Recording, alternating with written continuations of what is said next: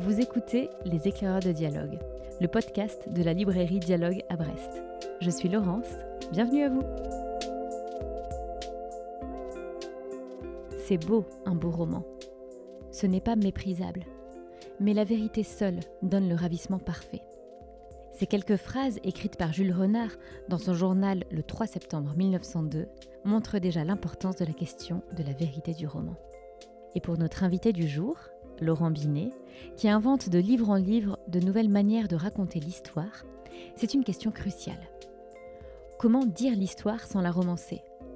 Ou plutôt, comment la romancer en respectant sa véracité ?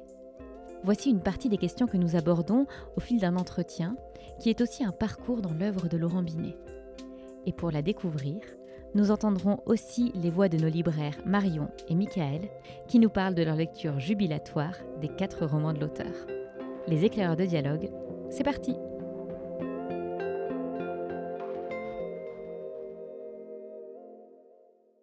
Bonjour Laurent Binet, merci beaucoup d'avoir accepté cette invitation dans notre podcast, Les Éclaireurs de Dialogue.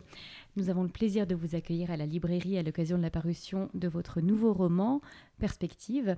Et c'est l'occasion de revenir sur votre parcours et sur votre exploration, à travers vos 4 romans parus à ce jour, de la question de l'histoire et de la fiction. Alors pour commencer, est-ce que vous accepteriez de nous parler de votre chemin vers l'écriture et de la façon dont elle est devenue centrale pour vous ? Bonjour, oui, si vous voulez. Je ne sais pas si l'écriture était une vocation, mais je sais que j'ai un esprit mimétique et qu'à partir du moment où j'ai appris à lire, j'ai assez vite eu envie d'écrire. Je me souviens d'avoir écrit quelques petits poèmes quand je devais avoir 8-9 ans peut-être. Et ensuite, entre 8 et 16 ans, pas grand-chose. Mais à 16 ans, j'ai rencontré une bande de copains qui venaient du jeu de rôle et qui avaient créé une revue de jeux de rôle. Et puis, je sais pas, l'un d'eux s'est intéressé au surréalisme. Et donc, ils sont passés de la revue de jeux de rôle à la revue surréaliste, enfin une sorte de revue littéraire dans laquelle on écrivait des textes, de l'écriture automatique, des poèmes, des pamphlets, des choses comme ça. Je me suis joint à eux. Et j'avais commencé des études d'histoire, j'ai une licence d'histoire, et eux, ils étaient tous en lettres, et donc je les ai rejoints en lettres. Et voilà, donc j'imagine que c'est outre le fait que mon père était prof d'histoire aussi, c'est des éléments d'explication de ce double cursus, en quelque sorte, histoire et littérature, qui ne s'est jamais démenti jusque-là dans mes 4 romans. Alors c'est en 2010 que paraît votre premier roman, HHHH, à travers lequel vous revenez sur un épisode réel de l'histoire, à savoir l'attentat perpétré à Prague en 1942 par 2 parachutistes tchécoslovaques contre le chef nazi Reinhard Heydrich. Et dans le même temps, dans ce roman, vous mettez en scène la difficulté de résister à l'invention fictionnelle et de rester au plus proche de la véracité historique. Finalement, c'est un roman qui veut à tout prix ne pas tomber dans le roman. Est-ce que c'est alors ce paradoxe qui a été le moteur de l'écriture ? Oui, c'est-à-dire, j'avais envie de rapporter cet événement de la Deuxième Guerre mondiale qui n'était pas très connu ni en France ni en Europe de l'Ouest, je crois. Mais très vite, je me suis retrouvé confronté avec cette difficulté. Comment est-ce qu'on raconte une histoire vraie ? Et c'est devenu vraiment la problématique du livre. Et donc, le deuxième niveau de discours, après le récit de la montée de Heydrich, l'organisation de l'attentat, le déroulement, les conséquences, etc. etc. Le livre s'est doublé donc, de ce second niveau de réflexion sur les difficultés tout à fait objectives et matérielles à faire le tri entre les différents éléments qu'on a d'un événement historique. Donc ça, ce sont vraiment les difficultés de l'historien, mais les difficultés aussi plus propres au romancier qui consistait à résister à la tentation de combler les blancs avec de la fiction, ce qui, me semble toujours aujourd'hui une solution adoptée par certains romanciers, de certains romans historiques que je trouve trop facile et plus que ça, parfois même dangereuse, parce que qui brouille la frontière entre histoire et fiction. Et j'aime bien j'aime bien la thèse de Charlotte Lacoste, qui est une brillante universitaire qui avait écrit un livre, Séduction du bourreau, sur la fascination que pouvait avoir la littérature pour les figures de bourreaux, comme Heydrich par exemple, et qui disait qu'il fallait faire attention à ce que la fiction ne devienne pas falsification, c'est-à-dire que il y a un stade où une histoire bien racontée fictive devient vérité finalement, comme le fameux discours Daladier revenant des accords du Munich, descendant de l'avion et se faisant applaudir alors qu'il vient de signer un acte de reddition vis-à-vis d'Hitler, les accords du Munich, et qui dit « Ah, les cons ». Bon, par exemple, c'est quelque chose que moi j'avais appris comme un fait historique, alors que c'est une invention de Sartre dans un roman qu'il a écrit qui s'appelle Le Sursis. Et si nous plongions à présent dans HHHH ? C'est notre libraire Michael qui nous y invite. Je vais vous parler de HHHH, qui est le premier roman de Laurent Binet, paru chez Grasset en 2010. Premier roman pour lequel il a eu le concours du premier roman, justement. Et déjà, à ce moment-là, Laurent Binet s'amuse, en fait. Même si le sujet est grave, il joue avec l'histoire, comme il joue avec ses lectrices et ses lecteurs. L'histoire, d'abord. Nous sommes à Prague en 1942 et 2 parachutistes tchèques sont chargés par Londres, donc par Churchill, d'assassiner Reinhard Heydrich, qui est le chef de la Gestapo, et des services secrets nazis, qui est surtout le planificateur de la solution finale, celui qu'on appelle le bourreau de Prague.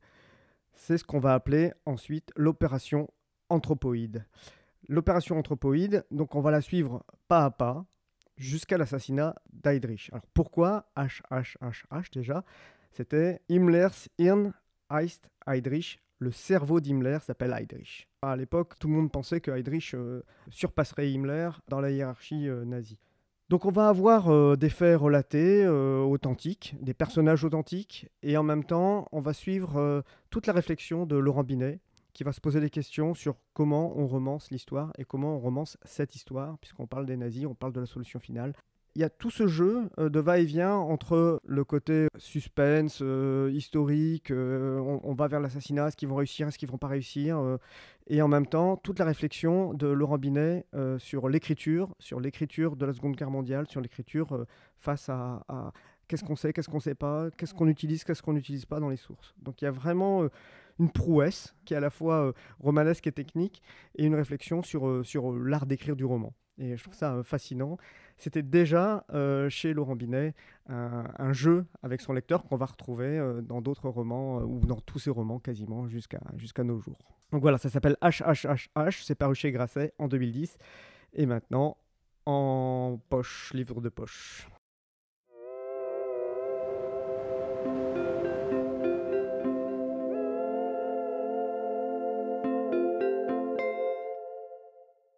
En vous tenant toujours au plus près du réel et en faisant l'un des sujets de votre livre, vous élaborez ce que l'on appelle un pacte de lecture. Et ce pacte de lecture, vous y recourez pour chacun de vos romans. Est-ce que vous pouvez nous en dire quelques mots et en quoi est-ce qu'il est essentiel, ce pacte ? La fiction n'est pas dangereuse à partir du moment où elle s'exhibe comme fiction. Elle devient dangereuse quand elle prétend être la réalité. C'est pour ça que j'ai autant de méfiance envers la religion et les textes religieux, par exemple. Pour moi, tous les textes religieux sont des fictions qui prétendent à une fausse réalité. Mais donc, voilà, c'est-à-dire à partir du moment où les choses sont claires, à partir du moment où on vous explique que là, on va vous proposer une histoire fantaisiste, et ben, pour moi, il n'y a pas de problème. Et là, tout devient possible. Et c'est pourquoi, même si on pourrait voir une contradiction apparente entre civilisation et HHHH, par exemple, ou civilisation, je refais toute l'histoire du monde depuis Christophe Colomb, puisque j'imagine que Christophe Colomb échoue et que les Indiens envahissent l'Europe. Non seulement mon histoire ne prétendait pas être réelle, mais mon histoire se savourait d'autant mieux qu'on connaissait la véritable histoire, ce qui s'était passé dans la réalité, puisque tout était construit en miroir, que mon envahisseur inca Atahualpa suivait exactement la méthode de Cortés, de Pizarre, et puisque c'est-à-dire en fait l'effet miroir, l'effet d'inversion, de bouleversement historique, était le lecteur pouvait y être d'autant plus sensible que il avait connaissance de la véritable histoire. Bon, en l'occurrence. Peu de gens ignorent la découverte de l'Amérique par Christophe Colomb, donc le problème ne se posait pas dans ces cas-là. Peut-être avez-vous envie d'en savoir plus sur ce roman étonnant qu'est Civilisation ? Retrouvons tout de suite Marion qui nous en dit quelques mots. Civilisation, c'est une histoire des possibles. Celle où la fille d'Éric le Rouge amène en fait les Vikings jusqu'en Amérique. Celle où Christophe Colomb échoue dans sa conquête des Amériques. Et enfin, celle où ce sont les Incas et Atahualpa qui débarquent en Europe au XVIe siècle et non l'inverse. Laurent Binet, comme on l'a vu avec ses précédents romans, aime à manipuler la matière historique et il le fait avec talent et finesse dans cette conquête à l'envers. Il invente un passé alternatif où tout semble réel, reprend des personnages ayant vraiment existé et n'hésite pas à jouer avec les codes littéraires pour proposer une histoire tout à fait plausible. Ainsi réécrit-il une saga islandaise, des mémoires, des chroniques officielles ou encore le journal d'un explorateur. Bref, c'est une uchronie absolument passionnante qui se dévore littéralement, car en plus d'être intelligent et érudit, c'est drôle, pétillant, réjouissant, jubilatoire. Bref, un très très bon moment de lecture.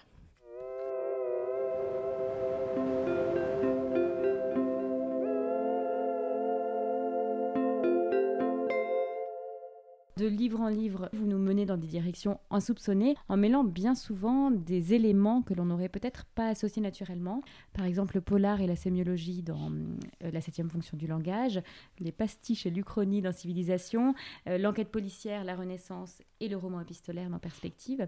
Est-ce que c'est ainsi que naissent les romans, alors, avec une bonne idée qui crée un pont entre plusieurs choses ? Je crois même que c'est ainsi que naissent les idées. Qu'est-ce que c'est qu'une idée ? En général, une idée, c'est le rapprochement de deux choses qu'on n'avait pas encore rapprochées, en fait. C'est aussi simple que ça. Et c'est valable dans tous les domaines, artistiques, scientifiques. Il n'y a aucune idée qui sort de nulle part, de toute façon. Donc, c'est toujours l'association de choses qu'on n'avait pas encore eu l'idée d'associer. En tout cas, c'est comme ça que naissent mes romans. Sachant que je crois que maintenant, j'ai plus conscience d'avoir envie de... Enfin, je crois que j'ai toujours quand même eu envie d'essayer de proposer quelque chose de nouveau quand j'écris un roman, ce qui est une ambition extrêmement mégalomane et souvent, je pense, illusoire. Hein. J'ai pas inventé le roman policier épistolaire. Bon, il n'y en a pas eu beaucoup, mais il y en a eu. Mais quand même, à la base, moi, j'ai cette volonté d'éviter de faire ce qui a déjà été fait et en plus de dire ce qui a déjà été dit. Mon processus créatif, c'est toujours une rêverie fondée sur un intérêt documentaire. Enfin, je m'intéresse à un sujet, je me documente et puis je rêvasse à ce sujet. Et puis à un moment vient l'idée qui est à proprement parler une association d'idées. Ouais, le point de départ, c'est une association d'idées. Ouais. Et puis il y a la phase de documentation qui est très intense, importante, longue. Est-ce que vous pourriez nous en dire quelques mots ? Comment ça se passe ? Comment est-ce que vous vous imprégnez de toute une période, tout un sujet ? Oui, alors c'est vrai que je creuse, quoi. C'est l'envie de creuser que je peux assouvir d'autant plus. Bon, c'est l'un des avantages de notre monde moderne qui comporte beaucoup d'inconvénients et beaucoup de sources d'inquiétude. Mais les hyperliens d'Internet, les bibliographies auxquelles on peut avoir accès en quelques clics, tout ça, c'est formidable. Je m'intéresse à un sujet, je lis un livre qui en appelle un autre, et très vite, je me retrouve avec une montagne de lecture. Par exemple, là, en ce moment, je m'intéresse à la Grèce antique. Donc, je lis. Je ne dis pas je relis, d'ailleurs. Hein, je lis l'Iliade, je lis l'Énéide. Et puis, hier, chez vos collègues de Rennes, j'ai acheté l'histoire de la mythologie grecque en bande dessinée. Et donc, je me cultive et je m'intéresse. Et je ne sais pas du tout si la Grèce antique donnera quelque chose, mais si à un moment j'ai une idée, alors mon intérêt se vectorisera en quelque sorte, se focalisera vraiment sur tel ou tel aspect du sujet. Par exemple, pour Civilisation, l'intérêt était axé particulièrement sur la conquête de l'Amérique par les Espagnols. Mais en fait, à partir du moment où je m'intéresse à une période, tout m'intéresse et donc, en général, je ratisse assez large. C'est-à-dire que je pouvais m'intéresser aux pirates à l'époque de Charles Quint, j'ai regardé la série des Tudors, alors que l'Angleterre avait un rôle très mineur dans Civilisation, mais toute l'histoire d'Henri VIII. Donc voilà, j'aime mon sujet, quoi. Et puis il y a votre écriture qui se nourrit aussi de nombreuses influences et références. Vous pratiquez aussi le pastiche, c'est peut-être dans Civilisation que vous allez le plus loin dans l'exercice. Comment est-ce que vous travaillez alors l'écriture ? Comment sa couleur se détermine-t-elle ? Et est-ce que le travail d'écriture doit pour vous comporter une dimension ludique qui est bien sûr contagieuse à la lecture de vos romans? Oui, l'écriture doit comporter une dimension ludique, il me semble. Enfin, en tout cas, l'écriture romanesque. La partie ludique est une composante essentielle du roman moderne. On le sait depuis Don Quichotte. Ça ne veut pas dire forcément qu'ils doivent être joyeux ou comiques, mais qu'il y ait une dimension ludique. Il me semble que, à un moment ou à un autre, le romancier joue avec son lecteur, d'une façon ou d'une autre. Et quand Laurent Binet nous parle de jeu avec ses lecteurs et lectrices, nous pensons immédiatement à la 7e fonction du langage, roman réjouissant s'il en est, et c'est Michael qui nous en parle. Comme dans ses précédents romans, notamment comme dans HHHH, Laurent Binet va s'interroger sur les rapports entre réalité et fiction, et il va subvertir les codes de genre, puisque là, il va jouer avec les codes du polar, le code de l'enquête policière criminelle. En fait, on va avoir une enquête avec pour point de départ la mort de Roland Barthes, grand sémiologue, grand penseur français, qui est renversé par une camionnette de blanchisserie le 25 février 1980, après un entretien avec François Mitterrand, qui est lui-même en pleine campagne des présidentielles face à Valéry Giscard d'Estaing. Jacques Bayard, qui est commissaire de son État, va s'adjoindre les lettres d'un sémiologue, d'un jeune sémiologue, Simon Herzog, et parce qu'en fait, Jacques Bayard, il ne comprend rien à la pensée, à la French Theory, il ne comprend rien à la pensée sémiologique, etc. Et donc c'est ce jeune prof, en fait, ce jeune chercheur qui va l'aider à essayer de comprendre ce microcosme. Et en fait, ensemble, ils vont mener une enquête qui va passer d'enquête de routine à un véritable polar saisissant, puisque on va se retrouver face à des services secrets bulgares, face à différentes factions qui veulent s'emparer d'un document que possédait Roland Barthes, un document inédit du linguiste russe Roman Jakobson qui permettait d'activer la 7e fonction du langage, une fonction capable de convaincre n'importe qui de faire n'importe quoi dans n'importe quelle situation. Quelque chose d'extraordinaire pour tout homme politique, économique ou autre. Donc ça attise la convoitise aussi des grands intellectuels et des hommes politiques de l'époque. Et petit à petit, on va voir les cadavres s'accumuler. Donc voilà, et tout le monde est suspect. Et puis, là où encore une fois, Laurent Binet s'amuse avec l'histoire et avec ses lectrices et ses lecteurs, c'est que l'enquête devient vite rocambolesque. Et puis, on va voir notre duo improbable rencontrer les intellectuels du microcosme littéraire et parisien de l'époque et international, puisqu'on va avoir aussi Umberto Eco. Et surtout, il va les mettre dans des situations cocasses, voire les ridiculiser, ce qui, a posteriori, a posé quelques soucis à Laurent Binet. Donc, on va croiser évidemment Michel Foucault, Bernard-Henri Lévy, Julia Kristeva, Philippe Solers. Puis, on va passer de Paris à Bologne, de Bologne aux États-Unis, à Naples, à Venise. C'est génial parce qu'on est pris dans cette quête sémiologique, ce qui peut paraître abstrait, mais en fait, voilà, ça donne lieu à une intrigue à la fois drôle, avec beaucoup de suspense aussi. Et voilà, donc ça s'appelle La 7e fonction du langage et c'est paru chez Grasset en 2015 et maintenant en livre de poche.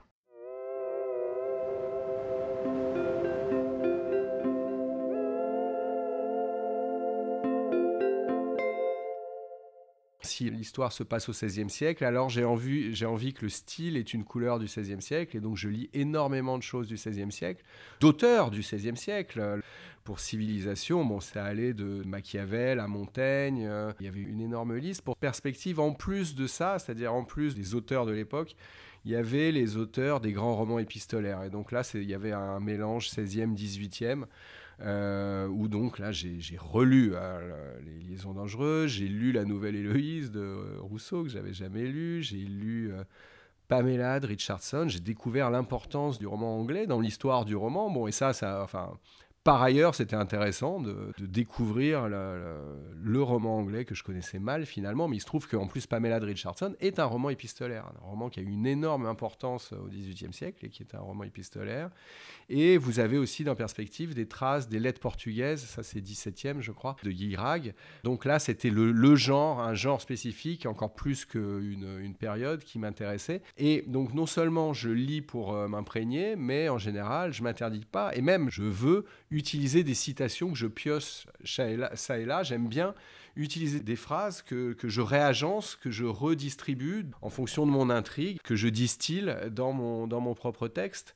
Et je me souviens que par exemple pour la 7e fonction du langage, comme je faisais parler des personnages de philosophes des années 80, Foucault, Deleuze, Derrida, ensuite Barthes, Jacobson, etc., autant que je pouvais, j'utilisais des citations d'eux-mêmes en fait. Je me souviens d'un passage où il y avait une scène que je voulais C'était le suicide d'un de mes personnages qui se jetait dans les gorges d'une université aux États-Unis, Cornell, dans une ville qui s'appelle Ithaca. Et je voulais que ce soit je pensais au suicide de Javert. Je voulais que ce soit une réécriture du suicide de Javert dans Les Misérables. Et je me souviens très bien que j'avais pris Les Misérables et j'avais lu 15 fois de suite. J'avais relu 15 fois de suite le suicide de Javert. Puis j'avais refermé le bouquin, je l'avais posé. Et j'avais écrit mon propre texte qui, pour le coup, n'est dépourvu de citations de Victor Hugo, parce que là, c'était pas du tout le même esprit et le même style. Mais je voulais quand même, j'avais ce modèle en tête, je m'étais imprégné de ce qu'avait fait Victor Hugo, et ensuite, à charge pour moi de transposer l'ambiance, le style que je voulais, mais j'avais envie que ce soit, voilà, l'esprit du suicide de Javert soit là. Et charge au lecteur ensuite de retrouver, oui, même s'il le souhaite. Oui, c'est ça, s'il le souhaite. C'est de la, vous me posez la question, c'est de la cuisine interne, donc il y a des gens que ça intéresse, comme moi. Bon, moi j'ai été prof pendant 10 ans, la cuisine interne, les coulisses de l'opéra, comme disait Marivaux, ça m'intéresse, mais c'est pas une obligation, en fait. C'est-à-dire, oui, là j'ai vu il y a pas longtemps un tweet, je sais plus où, suite à telle interview ou telle rencontre, un lecteur qui disait moi toutes ces références-là elles m'échappent, mais ça m'empêche pas de prendre beaucoup de plaisir à lire votre livre. Bon, ça m'a fait très plaisir parce que bien sûr que c'est pas indispensable, ça c'est ma cuisine interne, c'est un plaisir. Disons, moi quand je vais voir un film et que je vois une référence, une intertextualité ou quelque chose, ça m'intéresse, ça me fait plaisir, mais c'est pas obligatoire. La cuisine interne, elle apparaît aussi dans HHH, puisque c'est un roman qui parle beaucoup d'écriture. Ouais, là, la cuisine interne, elle est vraiment sur les coulisses de l'opéra, sont sur scène. Ouais. Voilà, et ça donne des pages savoureuses. Est-ce que vous accepteriez de nous lire un extrait ? Oui, avec plaisir. Alors, ça fait longtemps que j'ai pas remis le nez dans HHH. Donc, chapitre 107. Natacha lit le chapitre que je viens d'écrire. À la deuxième phrase, elle s'exclame. Comment ça, le sang lui monte aux joues, son cerveau gonfle dans sa boîte crânienne. Mais tu inventes ? Ça fait déjà des années que je la fatigue avec mes théories sur le caractère puéril et ridicule de l'invention romanesque, héritage de mes lectures de jeunesse, la marquise sortit à 5 heures, etc. Et il est juste, je suppose, qu'elle ne laisse pas passer cette histoire de boîte crânienne. De mon côté, je me croyais bien décidé à éviter ce genre de mentions qui n'ont a priori d'autre intérêt que de donner au texte la couleur du roman, ce qui est assez laid. En plus, même si je dispose d'indices sur la réaction d'Himmler et son affolement, je ne peux pas être vraiment sûr des symptômes de cet affolement. Peut-être est-il devenu tout rouge, c'est comme ça que je l'imagine, mais aussi bien est-il devenu tout blanc. Bref, l'affaire me semble assez grave. Avec Natacha, sur le coup, je me défends mollement. Il est plus que probable qu'Himmler ait eu effectivement mal à la tête, et de toute façon, cette histoire de cerveau qui gonfle n'est qu'une métaphore un peu cheap pour exprimer l'angoisse qui s'est emparée de lui à l'annonce de la nouvelle. Mais je ne suis pas moi-même très convaincu. Le lendemain, je supprime la phrase. Malheureusement, cela crée un vide que je trouve désagréable. Je ne sais pas trop pourquoi, je n'aime pas l'enchaînement de Himmler giflé en pleine face avec « Il vient de recevoir la nouvelle, trop abrupte, on perd le liant auparavant assuré par ma boîte crânienne. » Je me sens donc obligé de remplacer la phrase supprimée par une autre, plus prudente. Je réécris quelque chose comme « J'imagine que sa tête de petit rat à lunettes a dû virer au rouge. » C'est vrai qu'Himmler avait une tête de rongeur avec ses bajoux et sa moustache, mais évidemment la formule perd en sobriété. Je décide d'enlever à lunettes. L'effet produit par petit rat, même sans les lunettes, me dérange toujours, mais on voit l'avantage de cette option tout en modalisation circonspecte. J'imagine, a dû. Avec une hypothèse ouvertement présentée comme telle, j'évite ainsi tout coup de force sur le réel. Je ne sais pas pour quelle raison je me sens obligé de rajouter. Il est tout congestionné. J'avais cette vision d'Himmler tout rouge et comme très enrhumé, peut-être parce que je traîne moi-même une sale crève depuis 4 jours, et mon imagination tyrannique n'en démordait pas, je voulais une précision de ce type sur la gueule du Reichsführer. Mais décidément, le résultat ne me plaisait pas. À nouveau, j'ai tout viré. J'ai longuement contemplé l'espace réduit à néant entre la première et la troisième phrase, et lentement, je me suis remis à taper. Le sang lui monte aux joues et il sent son cerveau gonfler dans sa boîte crânienne. Je pense à Oscar Wilde, comme d'habitude, c'est toujours la même histoire. Ouvrez les guillemets.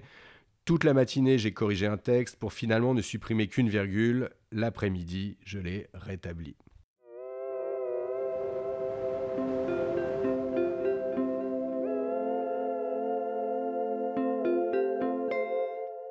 En vous intéressant à certains événements plus qu'à d'autres, à certains personnages en particulier, bien sûr, c'est aussi toute une vision du monde qui se dessine et qui sans doute se nourrit en partie de notre époque. Comment est-ce que vous composez alors entre ces résonances entre vos romans et notre temps, entre les périodes que vous décrivez et la façon dont nous les regardons ? En fait, je me pose pas tellement la question. À un moment, je sais pas pourquoi, disons, je m'intéresse à des choses et à un moment, il y a un sujet qui m'intéresse plus que les autres et je creuse sans aucune idée préconçue. Et donc là, je commence sans vraiment me poser la question du lien avec notre époque actuelle. Donc c'est vrai que tous mes sujets sont situés dans une histoire plus ou moins lointaine. Hein. Ça peut être les Vikings, la civilisation commençait vers l'an 1000 à l'époque des Vikings, et puis la 7e fonction du langage se déroule dans les années 80, ou à l'époque où moi j'étais déjà né, donc c'est de l'histoire très récente. Mais le lien se fait naturellement parce que je suis un produit de mon époque. Les résonances sont inconscientes à la base et ensuite se révèlent et se précisent a posteriori. C'est-à-dire qu'une fois que j'ai fini, et notamment dans les périodes d'interview, quand je commence à parler de mon livre, alors là, je me rends compte qu'il y a des échos. Ceci dit, pour le dernier, je m'en suis rendu compte avant d'avoir fini de l'écrire. Et pour le coup, ces résonances n'existaient pas au début de la rédaction, puisque, dans Perspective, la question de la censure des œuvres picturales, et notamment le fait qu'on ait repeint la chapelle Sixtine pour cacher les corps nus que Michel-Ange avait peints sur le jugement dernier, ça, j'avais découvert ça avec effarement en travaillant sur mon sujet, à un moment où je ne pouvais pas faire le lien avec la réécriture des œuvres de Agatha Christie, James Bond, Roald Dahl, parce que l'affaire n'était pas encore sortie, enfin ça n'avait pas encore commencé. Donc en fait, là je me suis fait rattraper par un thème d'actualité que j'avais pas du tout anticipé, et pour cause, puisque au début de ma rédaction, il n'existait pas encore. Mais enfin, vous voyez que d'une certaine manière, l'histoire est très cyclique, hein, et il y a beaucoup de choses qui sont récurrentes, et même des choses qu'on pourrait supposer terminées, comme donc ce type de question de censure ou la question du fanatisme religieux, par exemple. C'est très étonnant, mais ce sont encore des sujets d'actualité.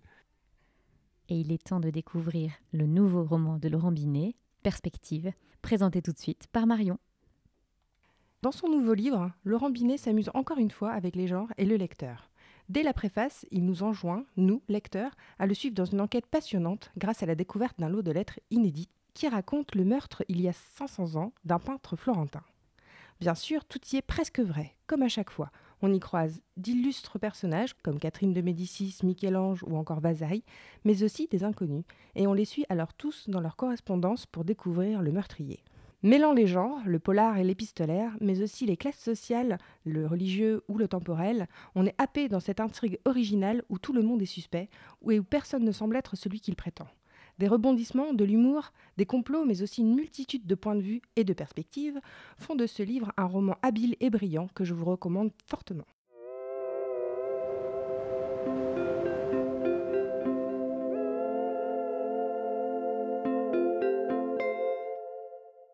Finalement, votre rapport à l'histoire et à la vérité historique, il a quand même évolué de livre en livre. Enfin, disons que vous abordez cette question par différents angles, que vous jouez de plus en plus avec ces frontières. Disons que oui, ça dépend du sujet. C'est-à-dire que là, l'enjeu dans l'histoire d'HHHH, l'histoire d'HHHH est sans commune mesure au niveau de la tragédie, de la force, de la gravité de cette histoire, la gravité du sujet, fait que j'étais beaucoup plus concerné par justement cette question de fidélité historique.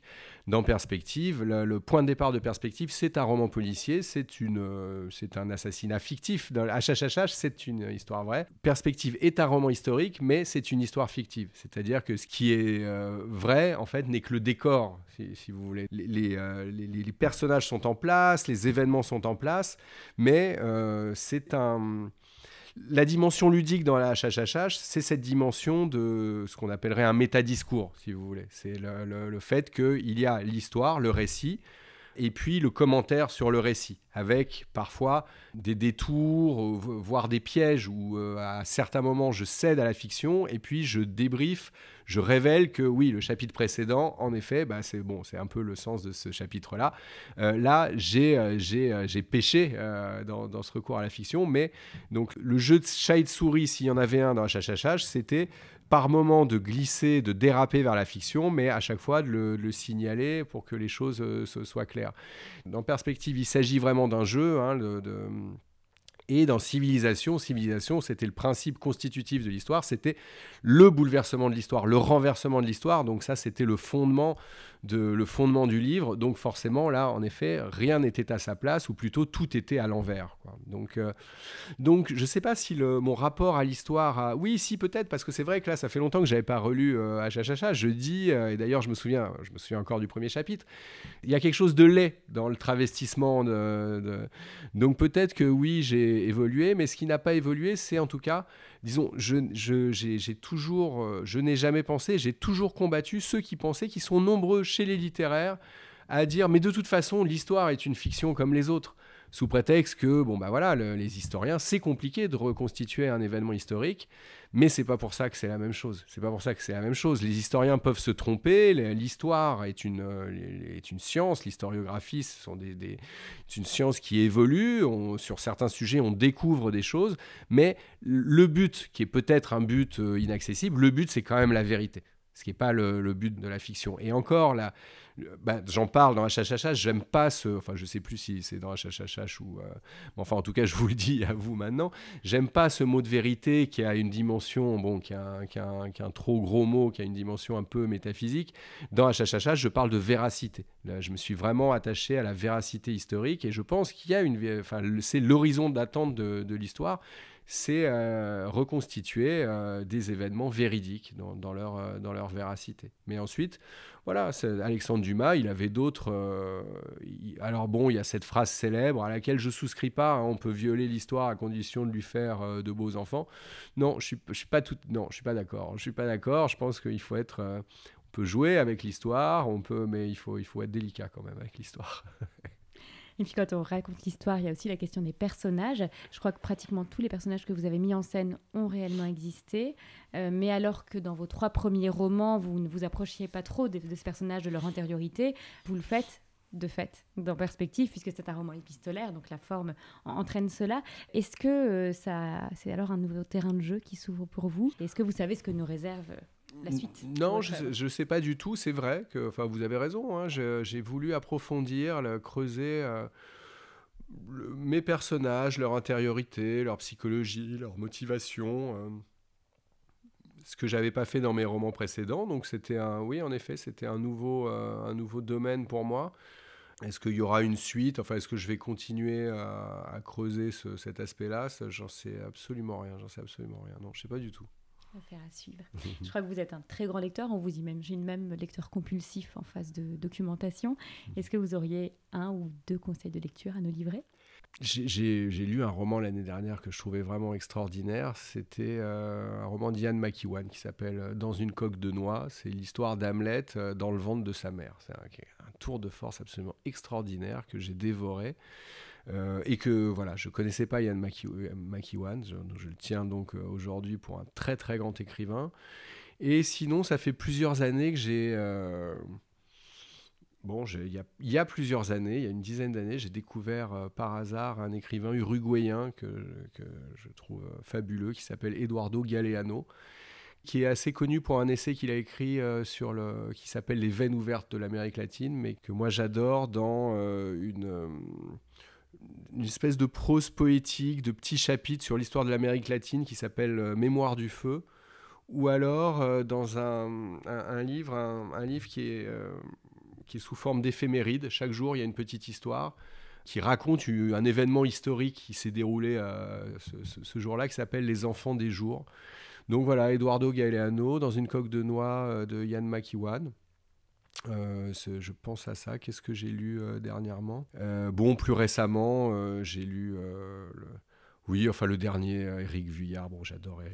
Ça, vos lecteurs doivent le connaître. Et puis là, la semaine dernière, j'ai lu L'Inconduite de Emma Becker, que j'ai trouvé absolument formidable. Très Henri Miller. Donc tout ça, c'est des genres très très différents. Mais ça suffira, je pense, pour aujourd'hui. Merci beaucoup. Merci à vous.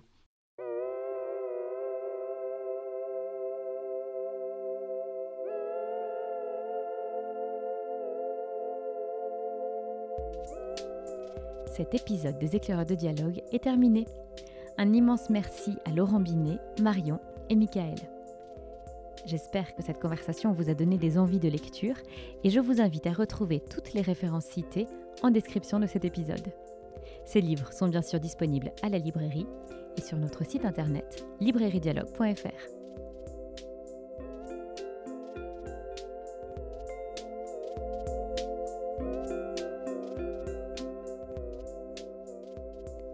Il me tarde déjà de vous retrouver pour un prochain épisode. Et d'ici là, si celui-ci vous a plu, surtout, n'hésitez pas à nous le dire et à en parler autour de vous. À très vite pour de nouvelles découvertes.